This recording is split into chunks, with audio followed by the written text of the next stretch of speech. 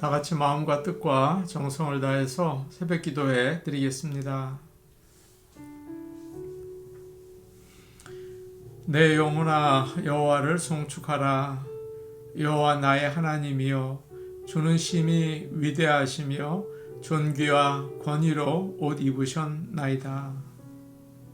아멘. 다 같이 찬송가 449장 부르시겠습니다. 449장입니다.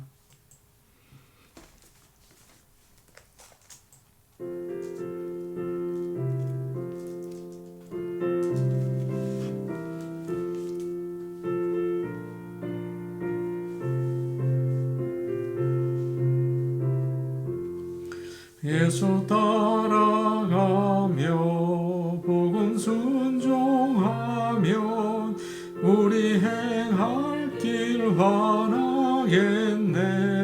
주를 의지하며 순종하는 자를 주가 늘 함께 하시리라.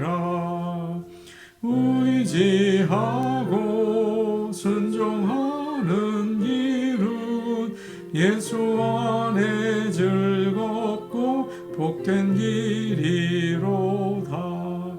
해를 당하거나 우리 고생할 때 주가 위로해 주시겠네. 주를 의지하며 순종하는 자를 주가 안위해 주시리라. 의지하고 순종하는 일은 예수 안에 즐겁고 복된 길이로다. 남의 짐을 지고 슬픔 위로하면 주가 상급을 주시겠네. 주를 의지하며 순종하는 자를 항상 복 내려주시리라. 의지하고 순종하는 길은 예수 안에 즐겁고 복된 길이로다. 받은 것을 주께 다 드리고 우리 기쁨이 넘치겠네. 주를 의지하며 순종하는 자를 은혜 풍성케 하시리라. 의지하고 순종하는 길은 예수 안에 즐겁고 복된 길이로다. 주를 힘입어서 말씀 잘 배우고 주를 모시고 살아가세. 주를 의지하며 항상 순종하면 주가 사랑해 주시리라. 의지하고 순종하는 길은 예수 안에 즐겁고 복된 길이로다. 그 옆에 있는 448장 부르겠습니다. 448장입니다.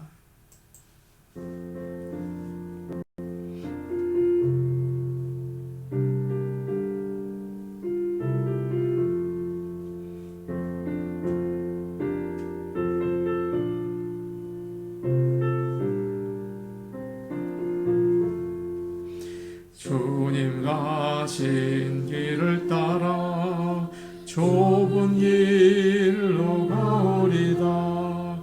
가기 좋은 넓은 길로 많은 사람 갈지라도 멸망으로 가는 길을 나는 가지 아니 아니하고 주님 가신 영생의 길 좁은 길로 가오리다.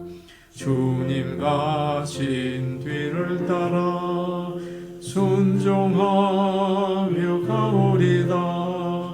많은 사람 믿음 없이 넓은 길로 갈지라도 멸망으로 가는 길을 나는 가지 아니하고 주님 가신 생명의 길 좁은 길로 가오리다.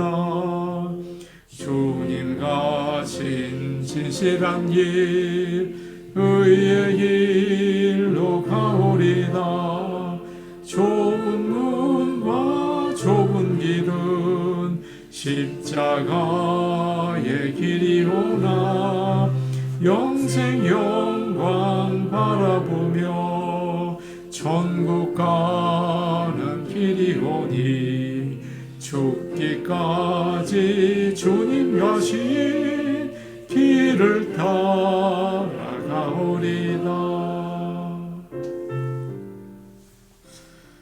하나님 말씀 같이 보시겠습니다. 오늘 아침 우리에게 주시는 하나님의 말씀은 디모데후서 4장 6절에서 8절 말씀입니다. 디모데후서 4장 6절에서 8절 말씀입니다.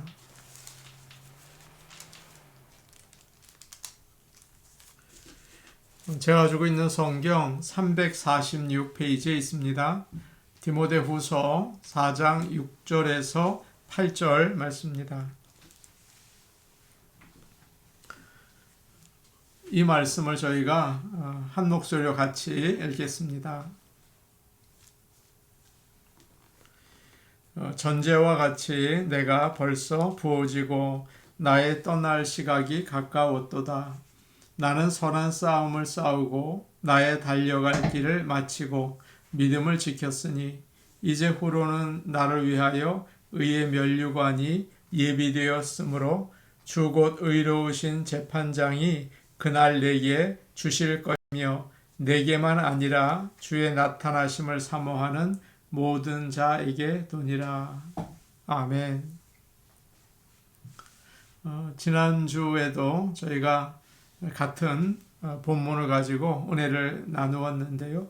오늘 우리는 이 말씀의 뒷부분을 통해서 묵상을 같이 하려고 합니다. 이 귀한 말씀을 가운데에서 우리는 바울의 종말론적 신앙 고백을 볼 수가 있습니다. 세상에 모든 것이 나는 때가 있고 또 죽는 때가 있죠. 오는 때가 있고 가는 때가 있습니다. 바울은 인생의 여정을 지금 마치려고 하고 있습니다. 마라톤을 뛰는 선수가 마지막 결승점으로 달려오는 것과 같습니다. 이제 눈앞에 고린 지점이 보입니다. 거기에 주님이 그를 맞이하기 위해서 서서 기다리고 계시는 것이죠. 스데반이 순교하던 때와 비슷합니다.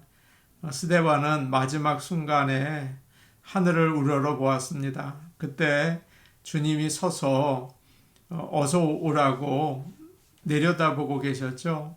스데반은 그 모습을 보면서 얼굴이 천사처럼 빛나고 마지막을 맞이하게 됩니다. 지금 바울도 그렇습니다. 이제 곧 순교의 시간을 기다리면서 믿음의 아들 디모데에게 이 편지를 쓰고 있습니다. 저의 생각입니다만 디모데가 이 편지를 읽으면서 눈물을 많이 흘렸을 것 같습니다. 7절 말씀인데 우리 같이 한번 보겠습니다. 7절 말씀입니다. 함께 보십니다. 나는 선한 싸움을 싸우고 나의 달려갈 길을 마치고 믿음을 지켰으니 나의 달려갈 길을 마치고 라고 이야기하고 있습니다. 달려갈 길이라는 말은 마라톤 경기에서 선수들이 달리는 코스를 가리킵니다. 무슨 말입니까? 나는 마라톤을 끝까지 완주했다. 그런 말이죠. 바울은 자신이 마라톤에서 1등을 했다. 그러지 않고 나의 달려갈 길을 마쳤다. 다른 말로 하면 중간에 포기하지 않고 끝까지 달렸다. 그렇게 이야기하고 있습니다. 저의 옆집에 필이라는 사람이 삽니다. 지금은 하지는 않는데 한동안 아침마다 동네를 뛰어다녔습니다. 그러더니 어느 날 자신이 보스턴 마라톤 대회에 나가게 되었다고 자랑을 하더라고요. 시간이 지나고 그 대회를 다녀온 다음에 어떻게 되냐고 물어보았습니다. 비가 너무 많이 와서 무진장 고생을 했다고 해요. 그런데 힘들었지만 완주했다고 아주 자랑스러워하던 모습이 기억이 납니다. 지금 바울은 자신이 마지막 결승선에 도착한 것을 너무나 기뻐하고 너무나 자랑스러워하고 있습니다. 지금까지 그는 참 힘든 신앙생활을 했죠. 복음을 전하다가 사람들로부터 미움을 받기도 하고 매를 맞기도 하고 실패를 하고 죽음의 위험에 처하기도 했습니다. 또 몸이 많이 아프기도 했어요. 그럼에도 불구하고 그는 계속 설교를 하고 또 말씀을 따라 살려고 부지런히 애를 썼습니다. 하나님께서 힘을 주셔서 중간에 포기하지 않고 끝까지 달려갈 수가 있었던 것이죠. 바울은 에베소 장로들을 만나서 그런 말을 한 적이 있습니다. 사도행전 20장인데요. 나의 달려갈 길과 주 예수께 받은 사명, 곧 하나님의 은혜의 복음을 증언하는 일을 마치려 하면은 나의 생명조차 조금도 귀한 것으로 여기지 아니하노라. 너무도 감격적인 간증이죠. 시작하는 것은 언제나 쉽습니다. 그러나 끝내는 것은 너무도 많은 에너지가 필요해요. 어렵습니다. 어떤 사람이 담배를 끊으려고 최면 방법을 시도해 보았다고 해요. 마인드 컨트롤을 해서 끊는 거죠. 친구가 물었습니다. 자네 그거 잘 돼가나? 그가 대답을 합니다. 할 때까지는 잘 됐어. 그런데 지금은 바빠서 못해. 라고 이야기를 했다는 거예요. 많은 사람들이 시작은 하지만 중간에 그만둘 때가 많이 있죠. 다이어트나 운동하는 것도 그렇지 않습니까? 시작할 때는 열심히 해요. 재미도 있어요. 그러나 슬슬 게을러지고 또 하기가 싫습니다. 저희 아내는 작은 플랜트 사는 걸 좋아합니다. 사면서 얼마나 신나하는지 몰라요. 그런데 조금 지나면 물 주는 거를 잊어버립니다. 인내심이 참 많은 사람이에요. 그런데 그건 잘 안 되는 것 같습니다. 남녀가 만나서 좋아하면 금방 결혼을 하죠. 결혼하는 게 아주 쉬워 보여요. 그러나 갈등이 생겨서 그거 해결하고 어려움이 오면 함께 끙끙거리고 결혼 생활을 유지하는 게 여간 힘든 게 아닙니다. 신앙생활도 마찬가지라는 거예요. 크리스천이 되는 것은 의외로 간단해 보입니다. 하나님 앞에서 내가 죄인인 것을 인정하고 예수님을 구주로 믿으면 되는 거예요. 무슨 수련을 하거나 공부를 하거나 선을 행하지 않아도 돼요.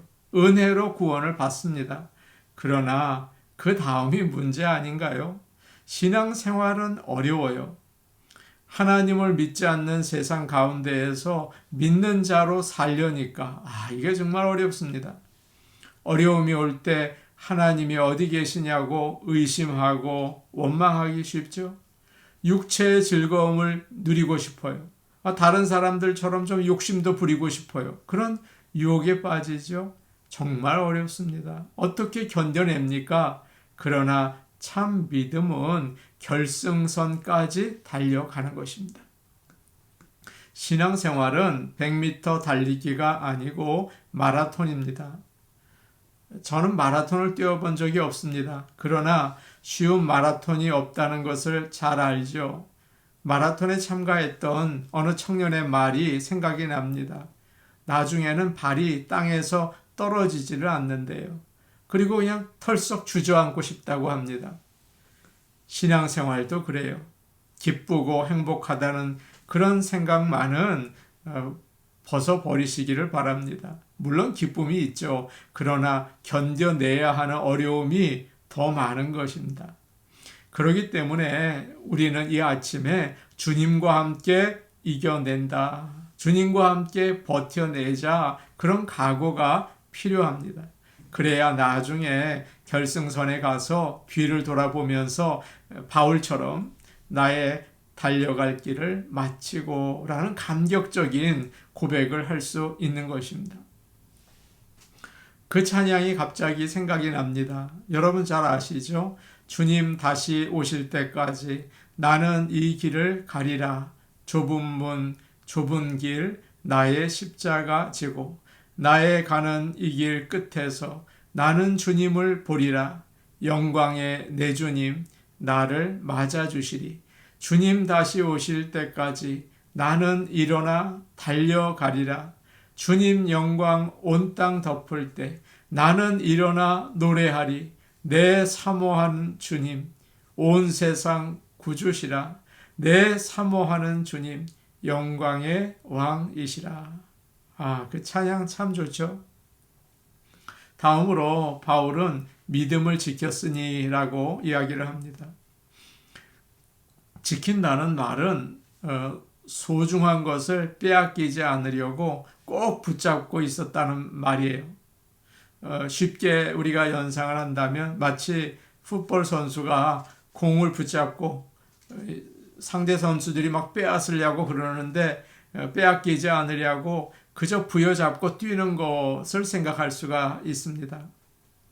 살다가 보면 의심이 생기고 절망이 밀려오죠. 그러면 잘 믿게 되지 않습니다. 정말 하나님이 살아계실까? 정말 하나님은 나와 함께 지금 계시는 건가? 이 문제를 하나님은 해결해 주실 수 있나? 그런 의심이 생기지 않습니까? 그래서 바울은 그럴 때마다 하나님, 제가 너무 믿음이 없군요. 저에게 믿음을 주십시오.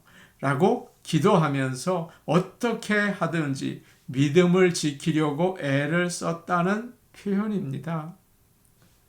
혹시 사랑하는 여러분, 지금 의심의 구름 가운데 또 절망의 그런 골짜기 가운데 계십니까?